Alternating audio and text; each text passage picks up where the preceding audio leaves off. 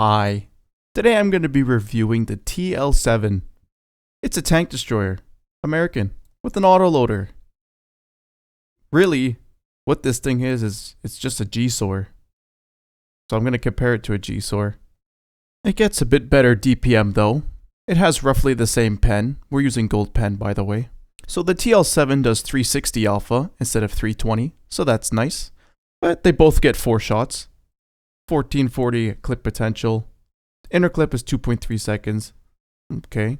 Gun handling is pretty much as atrocious as the GSOR, so you're going to be missing a lot of shots. Because that's just how it is, right? You ever notice, like, when was the last time Wargaming added a premium tank that had, like, good gun handling? Other than the shit pack, but it kind of had to because it's such a small gun. But, like, think about it. Like, every OP tank has really shit gun handling, right? Barask, Skoda T56, BZ, all the Italian TDs, all the Italian heavies. They all have just atrocious gun handling. They probably did that on purpose, so you would load full gold, miss a bunch of your gold rounds. You end up spending a lot more credits for gold rounds. Anyway, it's a bit slower, 50 top speed instead of 60, but really, the GSOR got to 55, this got to 50. However, I don't know what it is. Maybe because it's light and the engine is kind of weak, but this thing is, like, in a straight line, on flat ground, on hard terrain. This thing is pretty quick. It gets up to its top speed pretty fast. Outside of that, like a slope or you're turning, holy shit, is this thing slow. I don't know what's wrong with this thing, but it is slow. The armor, it's just like the GSOR in that you could kind of bounce, but like not reliably. It's sort of like a lucky ricochet type bouncing, right? Here we go. One minor thing to note. Side of the GSOR is 2 inches thick, so 50.8 millimeters. You could bounce 152 millimeter guns. This is 50. It cannot bounce 152. So there you go. Russian TDs can overmatch this. Both have 10 degrees. Well, this has 11. The GSOR has 11, but this has 10, so that's nice. And yeah, there isn't really much to say about this. I'm not really sure why you would play this. You're up an entire tier when you could just play the GSOR. I guess the reload is 41 instead of 44, so that's nice. But it's a longer inner clip, comparable gun handling, and slower. I don't hate this thing. It was alright to play. But yeah. One strange thing I've noticed, penetration at 100 meters is 315. At 500 meters is 285. Makes sense. Longer distance. For some reason, I don't know if this is a glitch or if Wargaming really are just scumbags, but this is 321. And at 500 meters, it's 220. So I don't know if this is a bug with Tanks GG or if that's really how it is. Maybe I'll ask the creator, but we'll see. Anyway, there isn't much to say about this tank like I did with the Udarni. I think I let loose on the Udarni pretty hard. This thing is alright.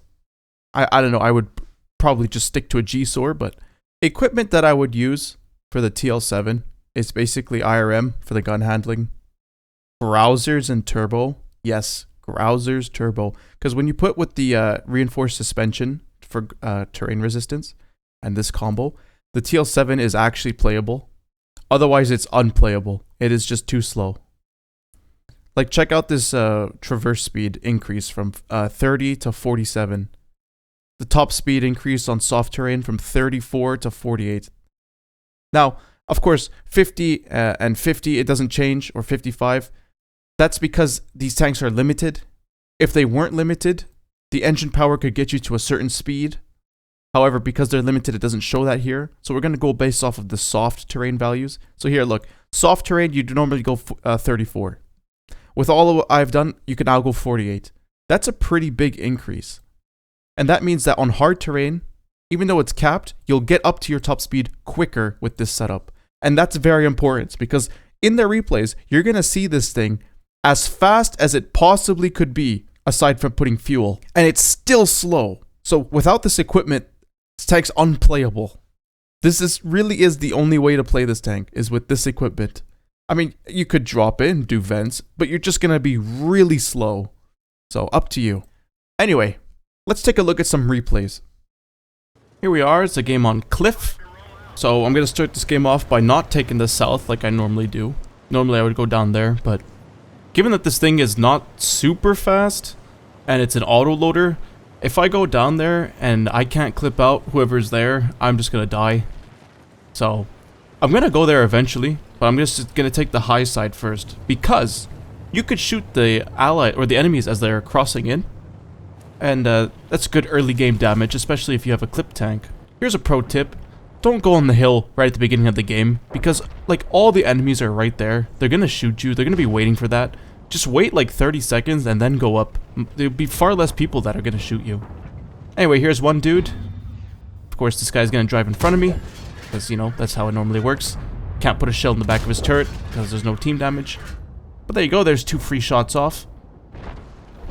Now I have 2 shots left in the magazine, but I don't want to overpoke. And I noticed that there's a KPZ over on that flank, and he's a 2-shot. So I could go and kill him right now. But I go in the reload, because this thing's gun handling is not very good. And if I miss a shot, I will die, because 40-second reload. Now, turns out there's like a surprise Cobra back there. Fortunately, one of the shots misses, but yeah, there you go. Cool. Surprise Cobra. But it's okay, now he knows I'm here, but that's fine. He can't really go anywhere. So, I'm gonna reload my clip. If I miss 2 shots, doesn't matter, I can still kill him. So, that's one nice thing, unlike the Barask. Because like in the Barask, if you miss 1 shot, that's like half your clip gone right there. Just... Whereas this, I could afford to miss a few and still get him. That's why I auto-aim the first shot, because it's like, it's not that big of a deal. So I get him, and just... When you're playing this corner, don't sit there, you'll get shot by TDs. Keep this rock between you and the TDs here. So I'm keeping the 2 shots, like maybe somebody's gonna poke this corner, because I'm here, and then my YOLO. Let's see if I can use these 2 shots for anything. Also, yes, you can go around that rock and come up through these bushes. Usually when they're crossing, but there's nobody crossing. So I figured this Cobra looks occupied. I guess I could put a shot into him. So I'm aiming before I come around the corner. Sort of a pre-aim. There we go. There's fire 1. And I'm not going to wait to fire the other one because that's a Cobra. And I don't really want to fuck with a Cobra. So I have 1 shot in the magazine and there's an E75. But he's not pushing around the corner. So I'll just go for the reload. So there you go. That's 40 seconds of doing nothing. Let's just skip that. Alright. And I'm loaded. So, because this game is just stale as fuck, basically, you will play this game in a way that is boring or you will lose. I decide, okay, well, I guess I'll just sit and wait for something to happen. So, I'm not even joking, I'm currently on my phone. I'm on my phone right now, because that's what this game is. It's just sit and wait for something to happen. I could try peeking around this corner, and maybe get Cobra'd or something else. Or I could try picking the E75 and get shit on by all 3 TDs back there. Or I could just wait. That's honestly what you can do, just wait. So yeah, that's what this game has become. Everything is so unbelievably powerful that you make 1 mistake and it's game over. So, just gonna wait. I do a quick bit of movement because I got off my phone and started looking around again. Has anything happened yet? Nope. But let's see, something will happen soon. Oh, like there you go, M4Y.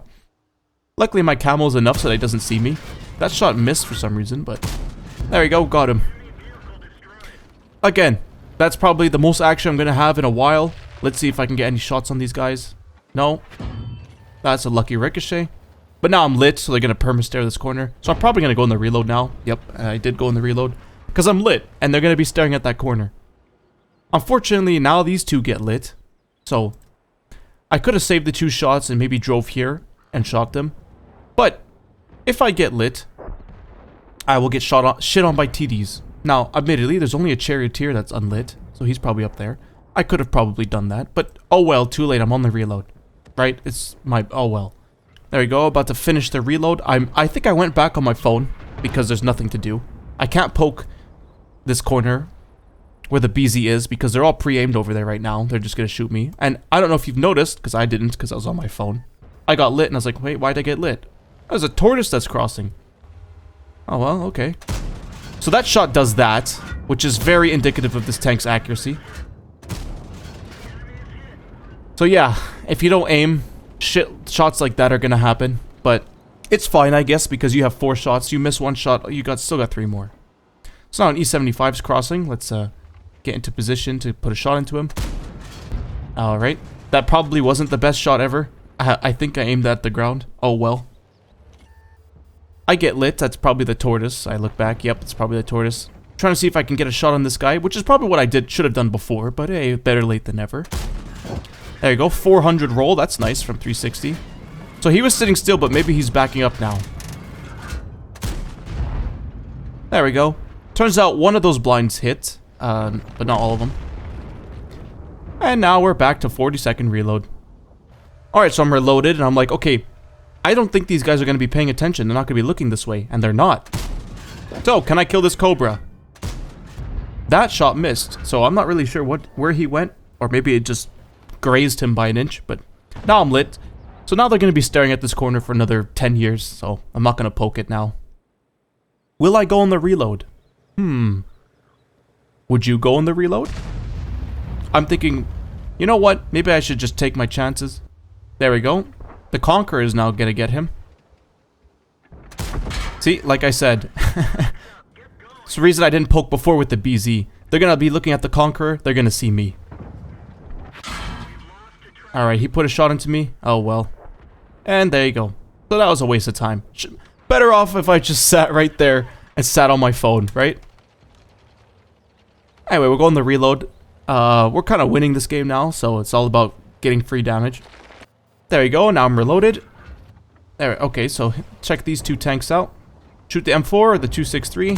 Shoot that. He's a one-shot now, so I don't want that. I want damage. There we go. He's double-tracked. There we go. Almost 5,000 damage. So, yeah, you connect a few clips. You're doing pretty well in this tank. So now I'm looking at this like, oh, this is interesting. Can I climb this?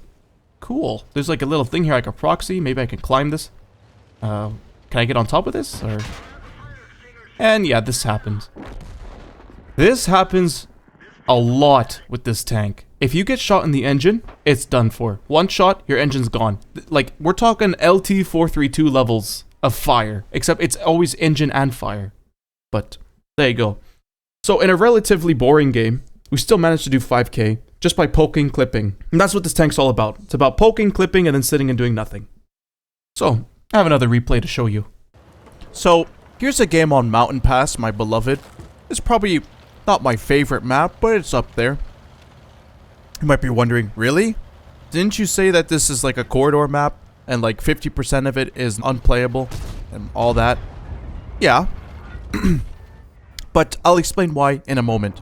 First, I came here to shoot the crossing. You can shoot the crossing from this side, but it's not as good. This Samoa comes back for seconds.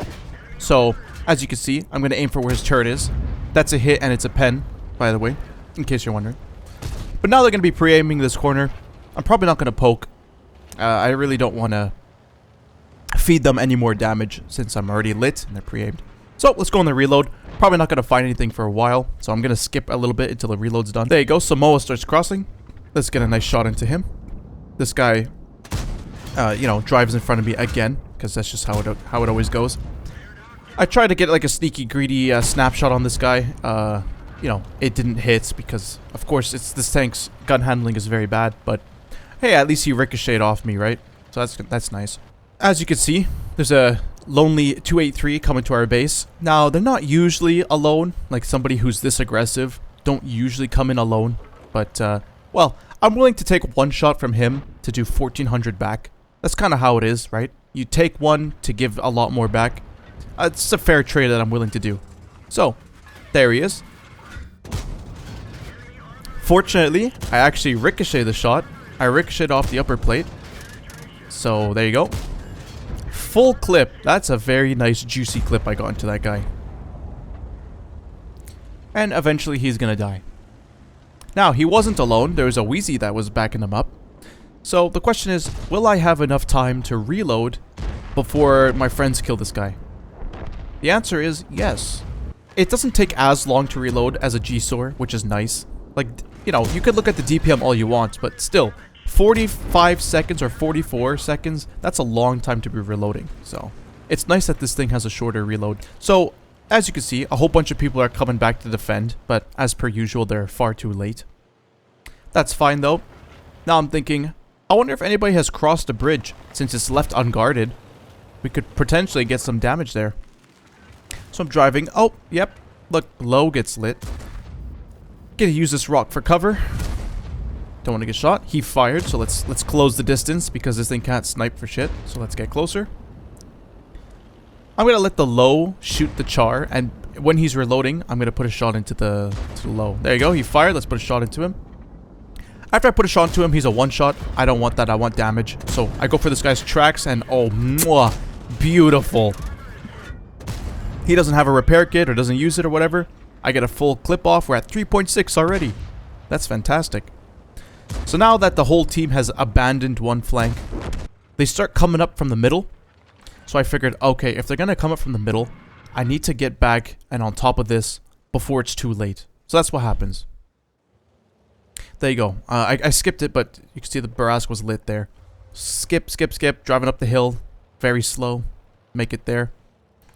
As you can see, we got a bunch of allies trying to clear out the, clear this out. And then, oh, shoot. They sent all their reinforcements back. They're going to take us all out. Now, all these guys make a critical error in going to support them. These guys, all the way back here, they think they're going to make it back in time to help their allies. They're not. When you see something like that, you gotta hunker down, alright? They're coordinated. They all went together at the same time. They took out our guys. We're on the back foot now. We're down 3k. And we're down a bunch of tanks. We need to defend. And this is why Mountain Pass is a fantastic map.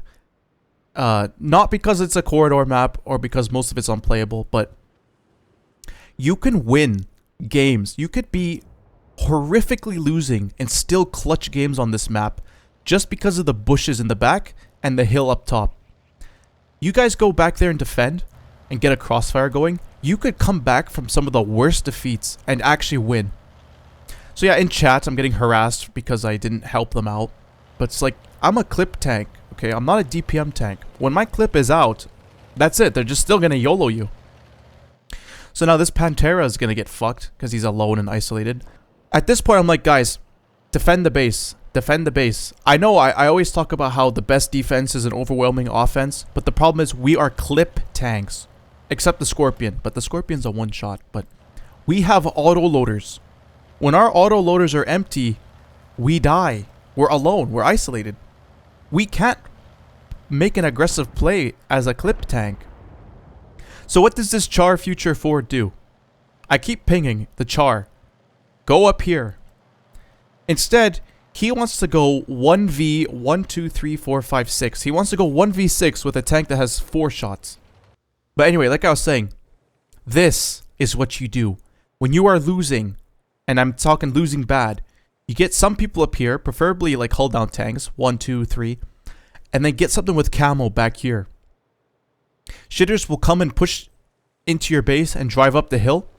You get to clip them out for free. Especially if you're an autoloader. You could take one out instantly. And remember, focus the one-shots. Not only because it removes guns from the game, but if you clip somebody out and you leave him alive, what's the first thing he's going to do? He's going to turn right around and drive right to you. Get you lit, and then you die. So focus the one-shots. Now, to nobody's surprise, this Char is alone, and he dies. And look, I could have helped him. I could have went there, unloaded my clip, maybe killed the Barask, maybe killed the other Barask, and then I'm reloading. Then the Astron YOLOs us, kills us, maybe the T-28s, the GSOR, the RD. It's not favorable. You're a clip tank. When you're out, they're just going to rush you. So, the GSOR, or not GSOR, the Char Future 4 kind of just threw an opportunity to win. Regardless, it's a 1v6 in the TL-7. Can I win a 1v6? Well, I'm on the perfect map to do it. Barask was last spotted there, so I'm going to be aiming this way, because he's probably the first one that's going to make it up here. Which is why I'm going to aim there. I can still spot this, but I can't shoot without getting lit. I'd have to be further back there. So, will the Barask come this way? Yes, he will. Check this out. There's a little shrub right there, right? That's when I fire. There. And because of that, he didn't lit me. So I'm like, should I go on the reload? No, I shouldn't. Because they're probably coming, right? They're probably coming. So, here I am. I'm like, alright, let's get into a better position to double bush and spot them as they come in. There we go. And whoa, this guy's already here. And of course, he probably has CVS binocs. He's gonna spot me through the bushes, right? So I'm focusing the light tank. This guy has to die. Barask bounces both his shots on me, so that's pretty lucky. Time to close the distance. And look at that, they're all coming in together. This guy's on 98 HP. I can kill him right now. Get his gun out of the game. Prevent him from unloading the last 3 shots he has in his magazine. So let's do that. And, yep, this thing is too light. It didn't kill him. I think maybe if I had controlled impact, it would have. But it's pretty lucky that I bounced all the shots from the Astron. Like that. But, you know, every good game has to have a little bit of luck, right? And there you go. No more luck. That's 530 by the RD. Now look at my health. And a dead driver. And I'm tracked. You know what that means? It means this Barask kills me. I get a shot off, but the Barask kills me. So this is just extremely unfortunate. Because let's be real here. Aside from the fact I got lucky and I bounced the shots, which is lucky, I was still 726 HP, I think. So it's like a 50-50 the Barask could clip me or not. Had I not got hit by Artie, I'd have a driver, I wouldn't be tracked, and I'd be able to kill this guy sooner and get up the hill. Up the hill, I have to deal with a 2-shot Barask and a prototype. But a prototype's easy because it's so slow and turret doesn't turn all the way. The plan was drive up the hill after I kill this guy. 2-shot Barask sits there. He might come after me, right? In which case, I can go up here, and there's actually a way to get down this without dying. So I could just throw this guy off for a loop for as long as I can. The idea is that I get up here, he knows I'm on top of the hill, get unlit, and immediately rush back to these bushes. Because think of it this way. Everybody saw last I was spotted up on the hill. Him, T-28 prototype, they're going to come in together and try to push me by going up. That is when I unload on them. Kill the Barask first. Prototype's on full health, so Prototype may get a shot into me. However, I had 700 health. I would survive the shot from the Prototype. I would rush him. As soon as I get the close range and I sit behind him, I have all the time to reload and then clip him out. But artillery just shot me, did 530. That's like, he took off 1/3 of my health. Artillery is single-handedly the worst thing about this game by far, but oh well. Either way, 5,000 damage, that's a good result. Here we are, it's a game on Sand River, and let me just start this off by saying, Quickie Baby will tell you to go north on this map. Go this way. Kaizu will tell you to go south.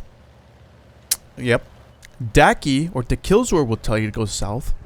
And now I'm going to tell you to go south. Alright, that's the way you should go on this map. I'll explain why, but first, here's our first victim in the Progetto 66. Right? Alright. We're fully aimed, so we should hit these shots. There we go. I don't know how that pendant hit, but whatever. The next shot, I aimed for tracks, and it actually went to his tracks. And he just got full clipped. You notice I waited a lot between the inner clip because the aim circle looked so big. I thought it was going to get smaller, but it didn't. But anyway, just so you know, going north sucks. Let me explain to you why. If you're going north and you win this fight, this hull down brawl, from either side, you have 2 options. If you're going this way, you end up sitting here, trying to break all the TDs here. Like, how do you push this? There's just TDs, you can't. Same thing on the other side. You just end up waiting here. You can't push this. All these TDs are sitting in the bush. If you push the south, the other side, it's better. Because if you come from this side, like how we're doing right here, we're pushing this, you can spot this out pretty easily and then shoot it. They're not invisible. On the other side, it's even easier. Sometimes there's TDs that like to sit back here. But if you go like this, you can spot them. And then when you get to here, you spot all the TDs there. And when you get on top of this little hill, you spot all the TDs camping their base. That's why you win the south. And in fact, if you look, well, before that, there's an IS-3. I'm hull down. I'm gonna clip him out. If he hits me, fine. I ricochet, so that's nice. And we full clip him out. So that's good. Where exactly did he ricochet off? I don't know. The block damage doesn't show anything blocked, so I guess he might have hit like a module or something sticking off my tank. But anyway, as you can see, this has been lit. There's nobody there. Well, there's a renegade there, but he's preoccupied.